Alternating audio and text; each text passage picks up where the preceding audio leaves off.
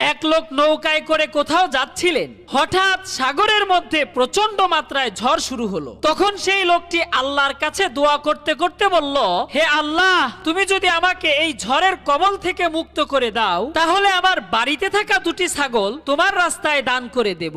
ঝড় হচ্ছে আর হচ্ছে, এরপরেও ঝড় থামছে না। তখন লোকটি আবার বলল, হে আল্লাহ, আমার বাড়িতে দুটি গরু আছে, সেখান থেকে সবচাইতে সুন্দর আর বড় গরুটা তোমার রাস্তায় দান করব, তবুও তুমি এই বিপদ থেকে মুক্তি দান করো, এবার ঝড়টা একটু থামাও। কিছুক্ষণ পর ঝড় থেমে গেল, লোকটি নিরাপদে বাড়িতে চলে গেল। দিন যায় রাত যায়, এভাবে অনেক দিন কেটে গেল, কিন্তু সেই লোকটি গরু অথবা ছাগল কোনোটাই আল্লাহর রাস্তায় দান করে না। তখন এলাকার লোকজন তাকে জিজ্ঞেস করলো, তোমার না আল্লাহর রাস্তায় ছাগল এবং গরু দান করার কথা ছিল? অনেক দিন তো কেটে গেল, কই দান তো করলা না? লোকটি তখন বলল, শুনেন ভাই, সাগরের